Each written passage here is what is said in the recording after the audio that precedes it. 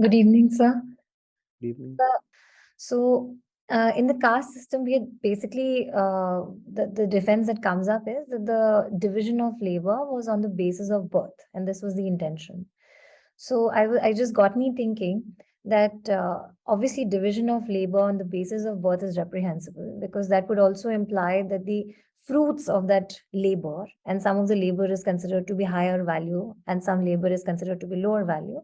So the fruit of that labor will go to that particular person who is from a particular family. Then comes the capitalist system, where they say that who gets to decide or divide labor? It is the person who owns the factors of production, which is the capitalist. So that person decides who does what, and the decision is obviously on the basis of profit or maximum productivity to be able to milk the resource as much as possible without any consideration to the resource, including the labor. Then there's Marx, who says that to each, from each according to his ability, to each according to his need, which was like a protest against the capitalist system, which said that the fruits only go to the person who is maximum capable of producing that thing. So Marx said that while everybody works, the fruits are divided on the basis of need. So from a spiritual perspective, what do you think should be the basis of division of labor in the world? You have to work at a point where you really are situated internally. For example, let's take the example of a Buddhist Sangh. There is a Buddha, there are his top monks, the senior fellows, and it's a huge Sangh. It had already become quite expensive in his lifetime. And so all kinds of things are happening. And a variety, great diversity of functions have to be performed. Also, at some point, he had admitted women.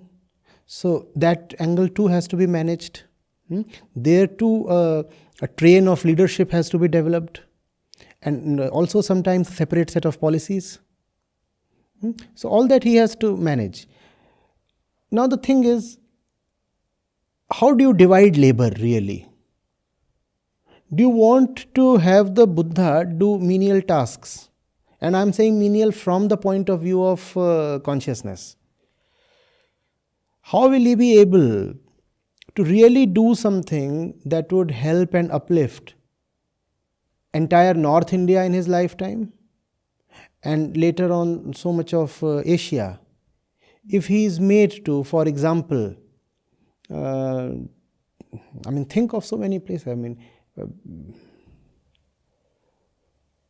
And that would not be beneficial to him if you make him broom the floor, right? Or sweep the kitchen. If you say the Buddha must go and cook, it's a wastage, and it's a wastage to the entire world. The Buddha, in his humility, might even just agree. He might say, fine. I was anyway never too eager to even discourse for the first time. You all came and persuaded me.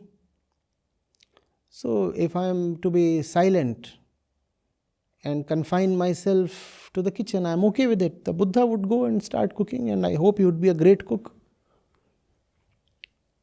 But what about the world? It's the world's loss. It's a cumulative loss. And the Buddha too, in a personal sense, if at all anything remains of his personhood, does not gain anything. Just as he was not gaining anything by continuing to be a prince. So he left the palace. Similarly, he is not gaining anything by being a cook. So he ought to leave the kitchen. He must be stationed at a kind of job that befits the level of his consciousness. Equally, you have stories where, have you heard of Tilopa? So legend has it, nobody knows for good, it's not a historical fact, but there must be some truth to it. So it's said that he went to his, and this is in the lineage of the Buddha, right? Several centuries after the Buddha. This is coming from Tibetan Buddhism. So this fellow goes to the teacher, the top monk, and says, please you give me some work to do. And not that he was a total newbie, he was a learned Brahmin. He was already a scholar who had come to a Buddhist guru now. So he goes to him and says, I have come to you now and I want to learn. Please tell me what to do. The guru was already quite old. So the guru tells him, you go and you occupy yourself in the kitchen. And in the kitchen, you busy yourself with working on the til. What do you call til as in English? Sesame. Sesame. So you work on that. Maybe he was working on extracting some oil from the seeds or something. Whatever the work was, he started working on that. And the guru, being quite old and also probably, old people do get demented. Guru forgot. Totally forgot. And this fellow just kept himself to the kitchen for 11 long years. It is said, it might have been 11 months. Exaggeration is almost a literary form that you often see in the scriptures. So never take anything on face value. If you read 11 years, that might mean 11 months or 11 weeks. But even 11 months is long, right, for a scholar. This fellow is already a scholar from North India and he is going all the way to Tibet to learn, and he is being told to work in the kitchen. But very dutifully he said, fine, if the guru has said work in the kitchen, I'll work in the kitchen. So he works in the kitchen. And 11 years later, when the guru is about to depart, the guru says, whosoever among my disciples can come and tell me one pithy line, who can capture everything in just a few words, shall be my successor. And so people come up and they all wax all eloquent and come up with great scholarly and erudite lines. Finally, the one who comes up with a great line is something like this. I don't exactly remember, but the line says something like, the world is an illusion and the world is your own mirror or something, typical lines. This is Buddhist non-duality. Just as you have Advait in Vedanta, there is a Buddhist non-duality as well. So this is all that. And this Buddhist non-duality is at the core of Buddhism. Very similar to the Vedantic non-duality, actually indifferent from that. So everybody there in the monastery thinks that the successor has been found. What great lines this fellow has written, see? So finally, nobody remains who hasn't tried. And Tilopa is busy in his kitchen. His name itself has become Tilopa because he was busy with the till. Finally he comes and he sees what is written, and it was on the wall probably or something. So he goes there and he wipes it clean and stands there. And the guru smiles and says this and departs. He had totally effaced himself. Totally removed himself, finished himself off. So he said, whatever you write consists something of you. My only learning is that nothing remains. So even this has to go. Because if some words remain, some part of the ego remains. I have nothing to say. That nothingness is the real thing. And the Guru said, only this one has really learnt what was there to be taught. All the others have principles and concepts. This one has really understood. Really understood. And all he did was he went there and he looked at it and said, what nonsense, remove it. And he stood and said, nothing. So, even something as routine, as mechanical, and as lifeless, as grounding seeds in the kitchen, can be of great help provided you are the one who needs help at that station. Just as we said, the kitchen would be of no use to the Buddha. The kitchen proved to be of great use to Tilopa. That's how division of labor has to happen. You have to figure out what is the kind of work that would benefit a person depending on his state of consciousness. Just as it is a shame to appoint a Buddha to the kitchen, it's an equal shame to appoint someone who doesn't deserve it to a position of great freedom. Because internally, if you are still enslaved, and enslaved we are all born, aren't we? Internally you are still enslaved, and outwardly in your job you are given great freedom and authority. It would prove devastating not only to others but also to yourself. So that's how division of labor must happen. Division of labor is simply contingent on the station of consciousness. Figure out where does the person stand internally, and accordingly let him work. That would be of value to him and to the entire world. He would rise, the entire world would rise.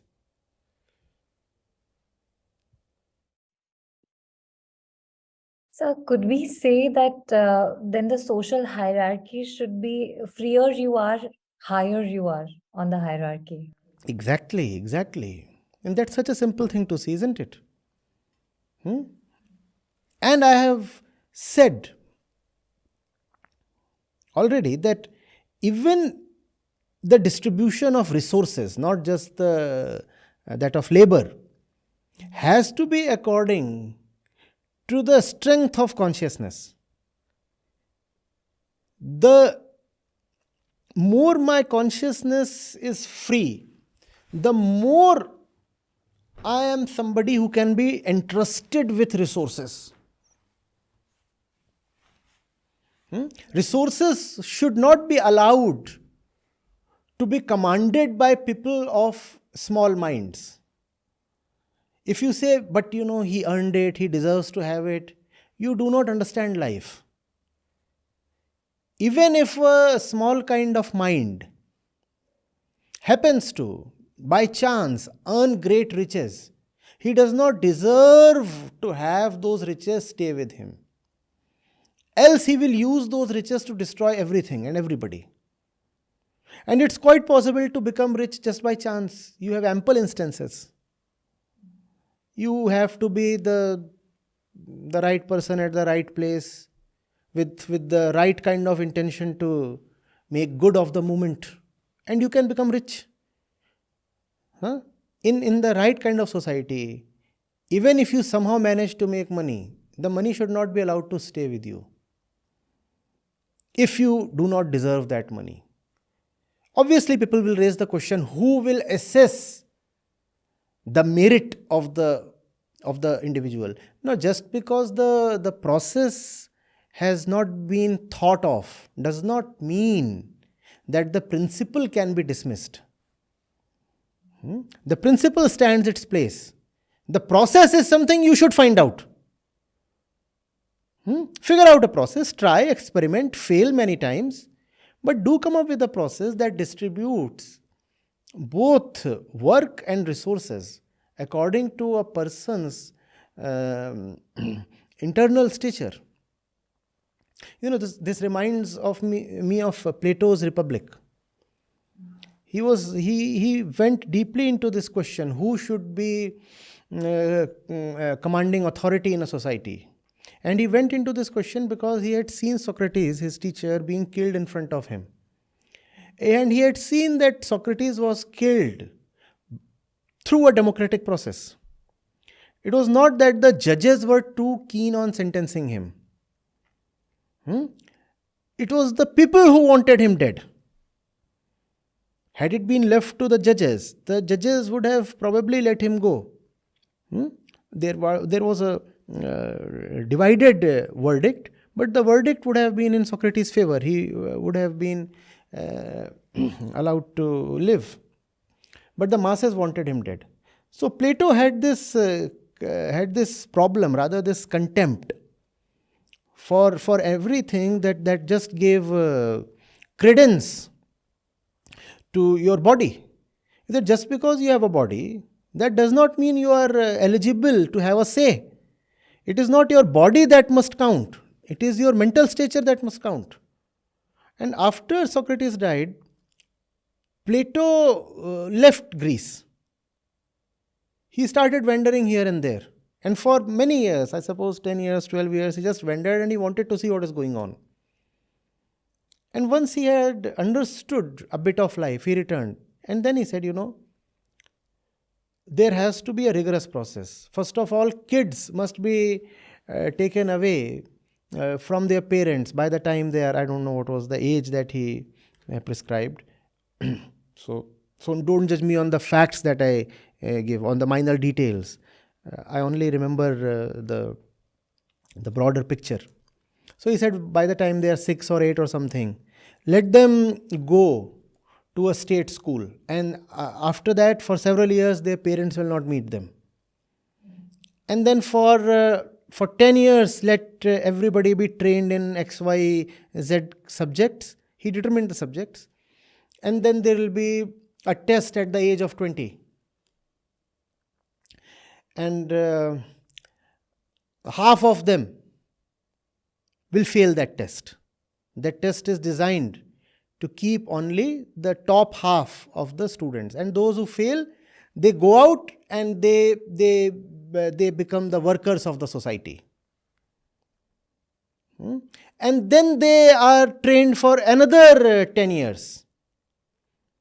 And after these 10 years, of those who remain, 3/4 are made to exit. And then these become the officers, etc. By this time, these people are 30, 35 or something. Now only a small group remains. They are trained further and tested, and every 5 years, more and more of them are just expelled from this thing. And now, but now they become the commanding factors and forces in the society, in the economy. And finally, you can read the details, but that's how that proceeds. Finally, by the time this entire bunch reaches the age of 50, only one will remain. And this fellow who remains will be the philosopher king. He will be the philosopher king. And next to him will be a committee of those who just lost out to him. So a strong, very empowered committee of 10 or 15 people, so that even this philosopher king does not become autocratic or despotic. And Plato says that he would have been trained and tested so rigorously that he would anyway have no pleasure in possession. No pleasure. And that's why he can be given the entire country to command. Because he is of a mind that doesn't want to own or possess. He doesn't take pleasure in authority or dictation. Are you getting it? So determine the worth of the person and accordingly give him the status. When you have been tested for 40, 50 years, that's when you should be given the highest job in the land. And even after that, Plato suggested checks and measures, and they are all there. What I have narrated to you is a very crude outline, but it just came to mind, so I did. So that's how division of labor should take place. Not that Plato is the final word on that, but I just wanted to give you an idea of how one should think when it comes to determining the position of people in the society. And also, this is not exploitative. I'll tell you the reason. Someone who does not want a very high level of consciousness, because consciousness, remember, is a choice, right? A high level of consciousness does not come randomly to you. It is something that you pay for. It is something that you opt for by paying a price, by paying a steep price.